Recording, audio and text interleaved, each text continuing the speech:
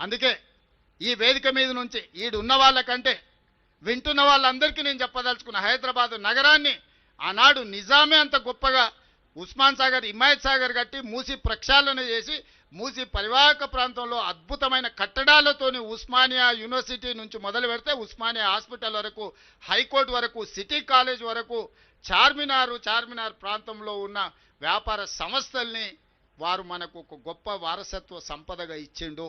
ఈ వారసత్వ సంపదను కాపాడుకొని నగరాన్ని మనం పునరుద్ధరించుకోవాలి. ఇదంతా వదిలేసి కొత్తది నిర్మించుకుంటూ పోతే పాత వారసత్వ సంపద ఏం కావాలి? అందుకే వారసత్వ సంపదను కాపాడుకుంటూ ప్రకృతిని మనము కాపాడుకుంటూ మన నగరాన్ని అభివృద్ధి చేసుకుందాం. ఈ అభివృద్ధిలో భాగంగా హైడ్రా భాగస్వామి అవుతుంది. హైడ్రా అధికారులకు కూడా నా సూచన, మానవీయ కోణంలో మీరు వ్యవహరించాలి. పేదల పట్ల సానుభూతితో ఉండాలి, పెద్దల పట్ల కఠినంగా ఉండాలి. పేదల్ని పెద్దల్ని మీరు ఒకే తాటి మీద కట్టకండి. పేదలను ఏదైనా అనుకోని పరిస్థితుల్లో ప్రభుత్వ భూమిలో కానీ లేకపోతే చెరువులలో కానీ నాలాలో ఉంటే వాళ్ళకి ప్రత్యామ్నాయం చూపిద్దాం. ఈ ప్రభుత్వం ఉన్నదే పేదల కోసం, మంచి పరిపాలన అందించడం కోసం. మీరు లిస్ట్ అవుట్ చేయండి. హైడ్రా అధికారులకు నేను స్పష్టంగా చెప్తున్నా, చాలా పెద్ద సామాజిక బాధ్యతలో ఉన్నారు హైడ్రాలో పనిచేసే ప్రతి వ్యక్తి. ఈరోజు కమిషనర్ నుంచి మొదలు పెడితే కింది స్థాయి వరకు ఉన్న సిబ్బందికి నేను సూచన చేస్తున్నా, ఇది ఒక గొప్ప బాధ్యత.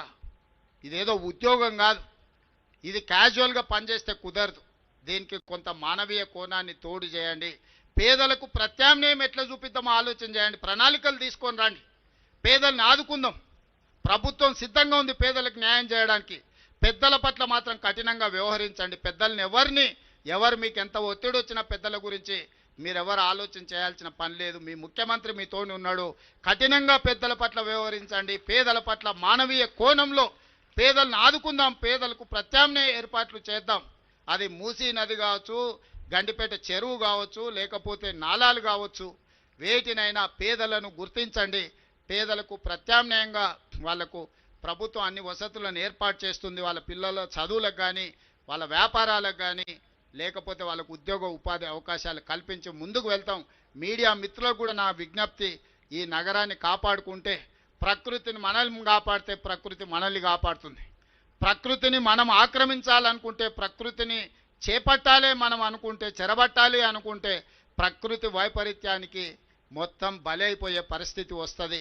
ఈ నగరానికి మళ్ళీ ఢిల్లీనో ముంబయో చెన్నై నగరంలాగా కాకుండా హైదరాబాద్ నగరాన్ని ఒక గొప్ప నగరంగా తీర్చిదిద్ది దీన్ని ముందుకు తీసుకువెళ్దామని చెప్పి తెలియజేస్తూ మీ అందరి దగ్గర సెలవు తీసుకుంటున్న ధన్యవాదాలు మిత్రులారా.